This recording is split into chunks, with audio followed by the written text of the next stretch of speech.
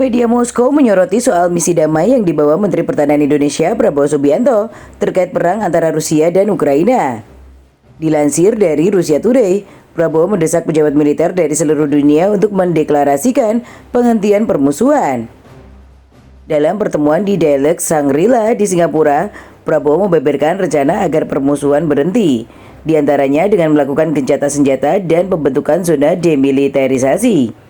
Ia juga menyarankan agar Rusia dan Ukraina mundur dari lokasi perang sejauh 15 km. Ia menegaskan soal zona demilitarisasi harus dipantau pasukan penjaga perdamaian persatuan bangsa-bangsa.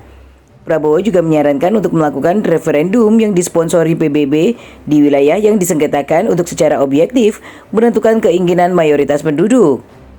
Pada kesempatan yang sama, perwakilan tinggi dan wakil presiden Komisi Eropa, Josep Borrell, mengakui bahwa mengakhiri dukungan militer untuk Ukraina akan segera mengakhiri perang. Namun menurutnya hal itu akan mengakibatkan kedaulatan negara dikompromikan oleh kekuatan eksternal.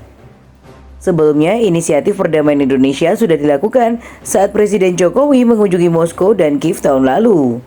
Dalam kesempatan itu, Jokowi menawarkan untuk menengahi pembicaraan damai antara kedua pemimpin, bahkan untuk jadi seorang perantara perdamaian. Meskipun mendukung resolusi PNN mengecam serangan Rusia di Ukraina, Jokowi mengaku menahan diri agar tidak menjatuhkan sanksi ekonomi terhadap Moskow.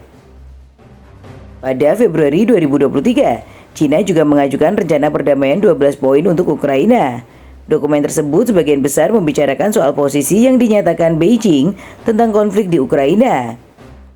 Saat itu Jokowi menekankan bahwa berdialog merupakan hal penting, menghormati kedaulatan teritorial semua negara dan penghentian sanksi ekonomi.